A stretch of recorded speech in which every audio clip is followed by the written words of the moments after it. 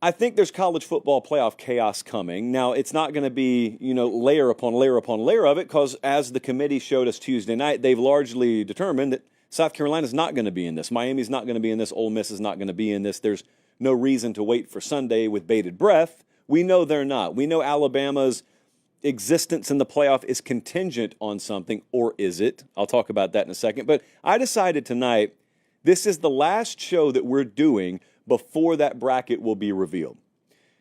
And so I feel it's only necessary and only right that I call my shot here.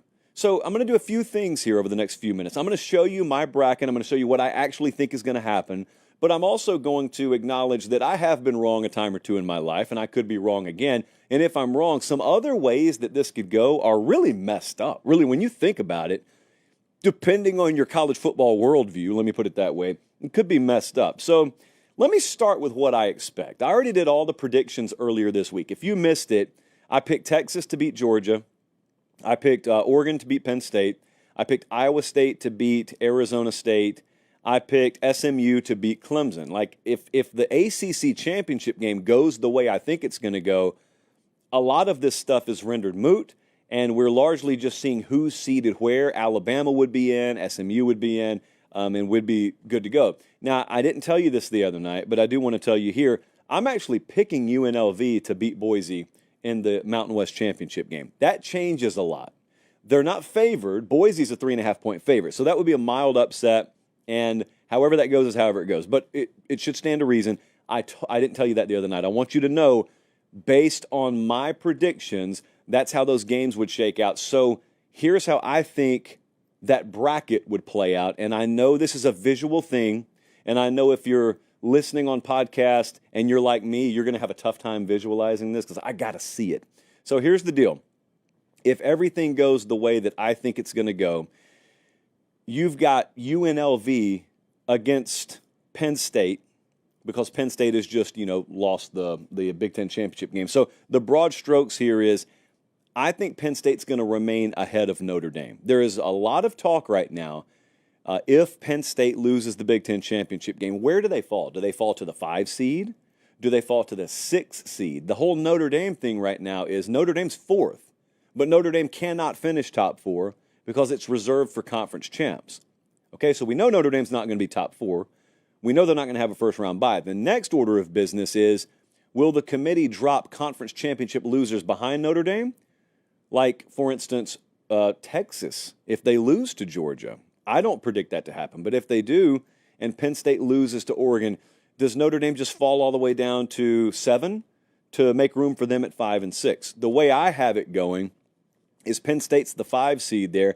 You notice they stay ahead of Notre Dame. That leads us to Alabama going to South Bend in round 1, where it was 23 today with a blizzard warning in South Bend when I checked this afternoon. Of course, Monday it's going to be in the low 50s. So, it still is kind of a crapshoot. I think one of the most funny bits of irony in the history of college football playoff projection would be if a Southern team had to go up to Northern Indiana to play, and it just so happened to be 52 and clear. Unlikely based on the extended forecast I looked at, but possible. I want you to notice a couple of things here. In this scenario, look at the difference between 5 and 6.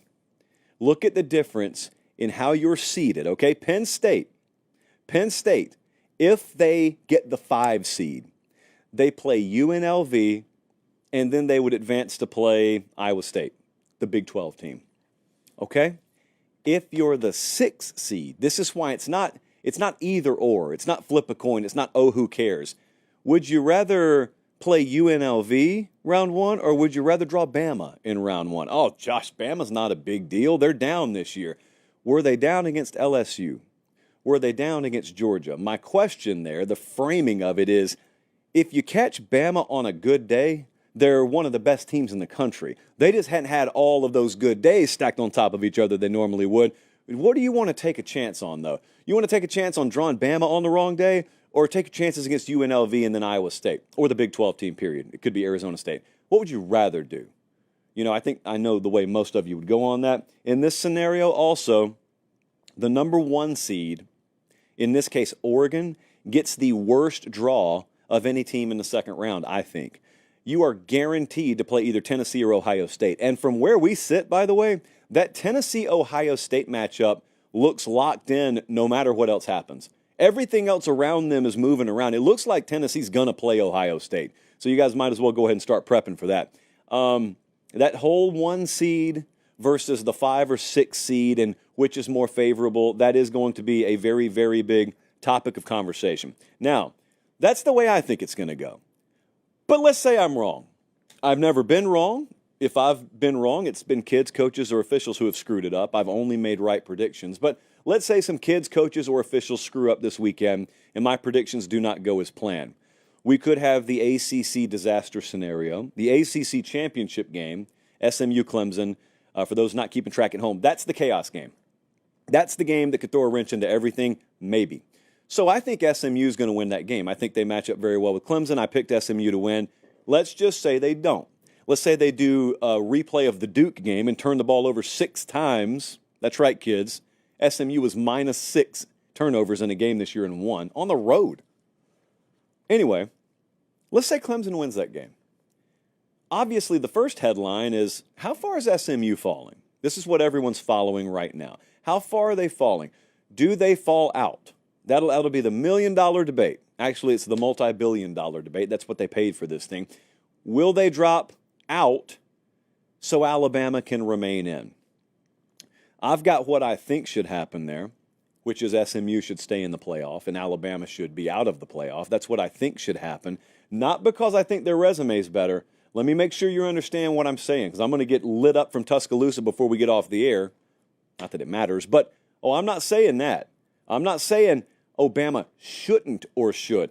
I'm saying that committee last Tuesday night put SMU above Alabama, knowing what the strength of schedule looks like already, knowing what both have and have not done, knowing how many quality wins there are on SMU's resume and Alabama's resume. So if you're going to sit there on Sunday after SMU's loss to Clemson and you drop them behind Alabama, you better just tell me, well, we don't think they're as good as Alabama. We want Bama in more. Because if you start talking about their resume, all I'm going to do is shoot back at you. But you're just telling me a bunch of stuff you already knew last week. What they should have done to alleviate this concern is, if they believe that, they should have put SMU behind Alabama already, but they didn't. So you'd just be flat out punishing a team for losing their conference title game. I think the committee will do it. Not what I think should happen, what I think will happen. In this scenario, if Clemson wins, Clemson's in the playoff. I don't think SMU is.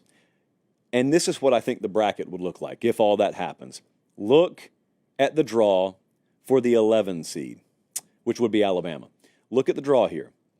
They'd go to Notre Dame. FanDuel confirmed for us the other night Bama would be a 3.5-point dog right now if they had to hang a line on that game. Bama's got the better roster. Bama would be a dog, and they'd be playing in cold weather, and you'd get that whole thing. If they win that game, they got Boise the second round. All right, now I want you to compare that draw with what, again, an Oregon has. They're drawing the winner of Ohio State, Tennessee. And by the way, in drawing the winner, they're drawing the hot team. Either one of those teams has beaten the other the week before. So then they're playing Oregon, not in Eugene. They're going to a neutral site, wherever that would be. I just find it very interesting. There's yet another scenario there where who would you rather be in the second round? Would you rather be in Alabama? Would you rather be in Oregon? Alabama had to play one more game. Who knows how that game went in South Bend? Did you get banged up? Did you get injured? But notice also what these rematches are. If you get Oregon and Ohio State in the playoff, you don't get it in the final. You get it in the second round. If you get Georgia, Texas version 3, you don't get it in the semifinal or the final. You get it in the second round. And so what we could have here is you could have Alabama, if they were to pull a mild upset against Notre Dame here, you'd have them playing Boise in the second round, who they would be a double-digit favorite against. I can tell you that now. And meanwhile, you'd have Georgia and or Texas eliminated. You'd have, let's just say, Ohio State and or Oregon already eliminated, and Bama would need to only get past Boise, and you would again very quickly realize how insane the auto bid structure is in this sport. In the playoff, having an auto bid bakes in such incongruency, and I'm going to say it, I'm going to say the word, such unfairness. No. strike it from the record. This is college football. We can't be talking about fairness. I just put Boise as a winner, by the way, in this one because they are favored over UNLV. I picked UNLV, but whatever. If Boise were to win, I think they'd be the 3 seed. And the 3 seed, remember, we don't reseed this playoff after every round. For some reason, we've locked it in. So, if it's Alabama at Notre Dame in round 1, they are playing for the right to go face Boise. Either one of them win, they'll be a double-digit favorite in round 2. Just interesting. Thirdly, what if all the underdogs just roll? We got a bunch of teams that are 2.5-point dogs this weekend. So all the conference championship games, point spread-wise, are very compacted. They're very tight. So what happens if Georgia does win against Texas? That's not crazy. They've already done it this year. What if Penn State does win against Oregon? They're a 3.5-point dog. Not crazy. Not crazy. One of the main points of contention people have had with Dan Lanning is, he can't win the big game, which is copied and pasted for James Franklin. Well, one of them's going to win. So what if it's Penn State? That one, along with Clemson maybe, winning in the ACC, again, a 2.5-point underdog. Nothing crazy. It's in their backyard virtually. It's in Charlotte. It's going to be a home game. Well, there's a world where Penn State ends up the number 1 seed. Do you realize this? They wouldn't be the favorite to win it all, but they'd be the number 1 overall seed. Now, here's what's funny. The previous 2 projections I showed you were kind of favorable for Penn State, which is crazy because Penn State lost the Big Ten championship game in the previous 2 projections I gave you. Well, now they won it. What's their reward? They get Ohio State or Tennessee in round 2, whichever one was good enough to beat the other. They get them in round 2. Meanwhile, Oregon plays Clemson in Eugene in round 1. Notice, if Oregon loses Saturday, they're not dropping past 5 or 6. So that means home game in Eugene. Everyone's focused on Notre Dame hosting, Penn State hosting. No, the most lopsided home field situation that could potentially exist in round 1 here is someone having to fly all the way to Eugene, Oregon, and play in Autzen Stadium in the 3rd week in December. That's what you want no part of because, by the way, you'd also be playing Oregon in Eugene. It's not just you go to Eugene and it's a regional and you just draw some team out of the blue. No, you're playing Oregon up there. Yeah, that'd happen. And so Oregon would get someone served up to them in Eugene. Then they go play Iowa State in round 2. Meanwhile, Penn State's just got their hands full there with the 8-9 winner. But let's not reseed this thing. By all means, let's hang on to this. Notice Texas, in this scenario, host Alabama in round 1. And they would be fighting each other. 2 of the top 5 talent rosters in this sport would be fighting each other over the right to see who goes and plays Boise. Either one of them, again, a double-digit favorite. Now, there is someone somewhere yelling at me. Many someones are yelling at me because I know the audience, especially the ones that disagree with me a lot because I hear from you guys a lot. And you're yelling, do away with the point spread talk. Forget about who would be favored. It's about who wins on the field. Of course it is. I've never suggested otherwise. But I do think a predictive point spread or predictive modeling that spits out a point spread, which is what odds makers use, I think it is a nice tool. It's a nice resource to draw on. And when you know that no matter who wins that game, Texas versus Bama, either one of them will be double-digit favorite against the team in round 2 that enjoyed a bye in round 1, it just says something. Whatever it says is open to interpretation based on how you think it should be modeled. A lot of you love that 4th highest ranked conference champ gets a bye. I hate it. I don't think any conference champ should be guaranteed a first-round bye. I don't think anyone should be guaranteed a first-round bye. Just give the best 4 teams in the country a first-round bye if that's how you want to set it up. So there is one thing that's interesting here. For all the fluctuation, Ohio State's pretty much locked into the 8 seed. They are minus 2,000 at FanDuel to be the 8 seed. You can go do this, by the way. You can go bet which seed a team will be. But as for the odds to win that whole thing, sorry about that, Colin. There's what I was just talking about. Ohio State minus 2,000 to be the 8 seed. Georgia's got the next best odds, and it's plus 850. Show me that other one again, Colin, because that was odds to win the whole thing. So in case you're wondering, Oregon and Texas are co-favorites to win the national title right now at plus 350. Ohio State's right behind them at plus 400. Georgia's next at plus 500. And then it's a little drop-off to Notre Dame, a little more drop-off to Penn State, and then a little more drop-off to Alabama. And part of what's baked in with Alabama is we're not guaranteed that they're in. If they were guaranteed to be in right now, I think their odds would probably, it'd bump up to 1,200 or plus 1,000, even something like that. What could I not be seeing here? I know you're doing what I'm doing right now. I know you guys. I know you're trying to map it out. You're trying to predict if this team wins, then where are they going to be? You're just making your own bracket out. It's no different than you would do in the NCAA tournament in March. But what could we not be thinking of? A couple of things that are on my mind. Blowout losses in the Big Ten or the SEC. These are 2.5 point, 3.5 point spreads. Everyone thinks they're going to be competitive. Most people do anyway. If Penn State gets beat 40-10, how far could they fall? Because they could be the 1 seed if they win. They could be the 5 seed if they lose close. But they could drop to 6. I think the floor is 7. 7, even in a blowout loss, is how far I think Penn State could fall. Georgia. If Georgia wins the SEC championship game, they're like the 2 seed. If they lose it close, probably the 6 seed. But what if they get blown out? How far could Georgia fall? 7 seed, 8 seed? Could they fall out of hosting a home playoff game? I guess they could. Notre Dame is the one I think that's most interesting, but there's not as much variability. They're at number 4 right now. They don't play this weekend. They're going to drop because they can't be a top 4 team.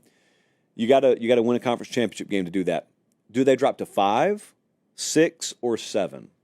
That depends largely, in fact, that depends totally on what happens above them. But it also depends on, if Boise wins, they're going to probably vault in there, and that just bumps Notre Dame 1 spot further down than they would have been. The other thing to think about here is injuries. We live in a post-FSU Jordan Travis world where the committee said, we've seen Jordan Travis go down. Now, in that line of thinking last year, they also saw FSU play a couple of games without their quarterback. Let's not forget that. And they said, nope, this looks like a different team. We're going to leave them out even though they're undefeated. Well, my advice to Kirby Smart with Carson Beck, or James Franklin with Drew Aller, or Dan Lanning with Dylan Gabriel is if there's some scenario come Saturday where, don't care if you're winning or losing, your quarterback gets hurt, you got to get him off the field as quick as possible. And then if you need to, you just got to lie in the postgame. You cannot let on that there's any kind of status update because you just got to buy yourself 24 hours, and then they've got to seed the playoff the next day. If one of your guys is seriously hurt, it's terrible, but you got to keep that stuff under wraps long enough for that committee to not be able to bake it in. And I know that sounds really messed up. It's because it is, but that's because of precedent that the College Football Playoff Committee decided to set last year. Think about it this way. Jordan Travis goes down. They announced that he's out for the year. What if Mike Norvell would have done nothing different other than say, Jordan's out indefinitely right now, but we project that we may be able to get him back in time for the postseason? What would the committee have done? It would be a lie, but what would the committee have done? We'll never know. We'll never know. But it's worth asking. And it's worth taking into account. I mean, if you plan on everything from wind direction to which way you want to kick, to which sideline you want, to which jersey color gives you a better chance to win, to which way to cut the blades of grass so that it can maximize your speed, then absolutely you think about those scenarios.